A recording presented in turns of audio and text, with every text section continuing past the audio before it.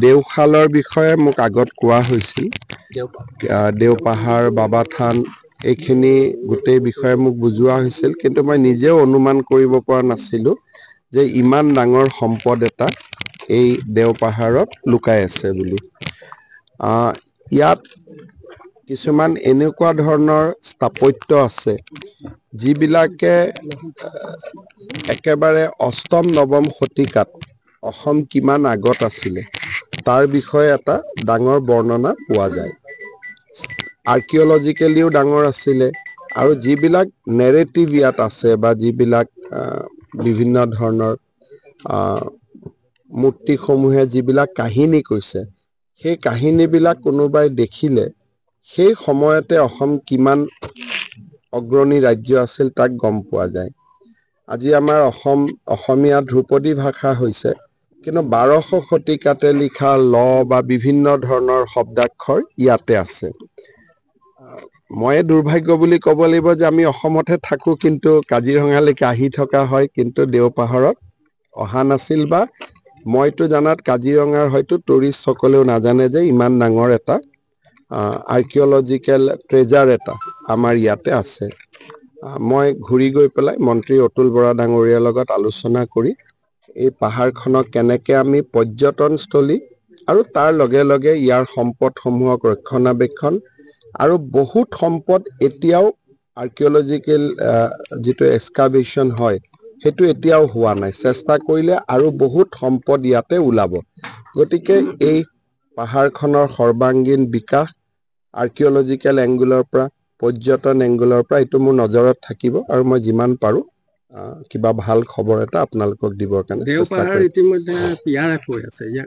PRFখন আমি RF নকৰিলেও হয় এইটো কোনো দৰকাৰ নহয়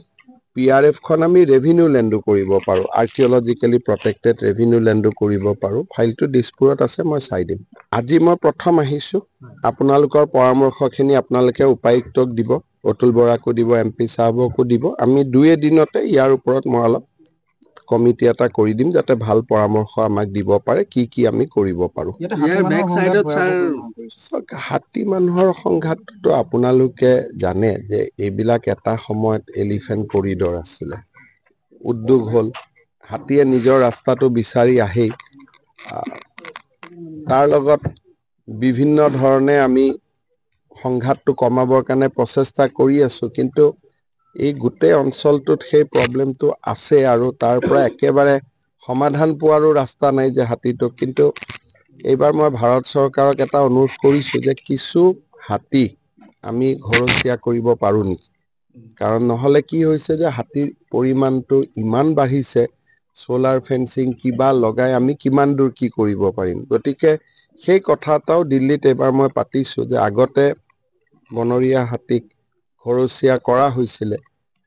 সেই বস্তুটো পিছত ভাৰত চৰকাৰে বন্ধ কৰি দিলে কিন্তু তেনেকুৱাও 2-এটা হয়তো আমি চিন্তা কৰিব লাগিব আৰু ফৰেষ্টত হাতীয়ে খাব পৰা গছ আমি যদি বহুত ৰোপণ কৰিব পাৰোঁ তেতিয়াও খাদ্যৰ কাৰণে হাতী ওলাই নাহে এনেকুৱা বিভিন্ন ধৰণৰ চিন্তা চৰ্চা চলি আছে দেখা যাওক কিমানখিনি আগবাঢ়িব পাৰে ইয়াৰ পিছৰ স্যাৰ একেবাৰে ওপৰবাগলৈ আৰু বহু সমল আছে আমি সেইকাৰণে কৈছোঁ যে এইখিনি যিটো আমি দেখিছোঁ এইটো এটা ঝলক এই পাহাৰখনত আৰু বহুত ডেফিনেটলি কি বুজায় যে ডাঙৰ সভ্যতা এটা ইয়াতে আছিল চিভিলাইজেশ্যন এটা আছিলে গতিকে ইয়াত অকল এইটোতে সীমাবদ্ধ নহয় ইয়াত ঘূৰিলে হয়তো ইয়াতকৈ ডাঙৰ বস্তু মাটিৰ তলত সোমাই থাকিব পাৰে সেইকাৰণে আমি সেই এংগুলৰ পৰা কেতিয়াও চোৱা নাছিলোঁ আজি যিহেতু ইয়াত মই আহিলোঁ গতিকে এতিয়া মই অলপ দৃষ্টিভংগীটো বদলাই পেলাই চাবৰ কাৰণে চেষ্টা কৰিম আৰু মই অসমৰ ৰাইজকো ক'ম যে কাজিৰঙালৈকে আহিলে আপোনালোকে দেওপাহাৰলৈকেও আহিব ইয়াতে এটা নতুন কিবা এটা দেখিবলৈ পাব যাক লৈ আপোনালোকে গৌৰৱ অনুভৱ কৰিব আপুনি বিচৰা বাতৰি পাব কেৱল নিউজ 18 এপত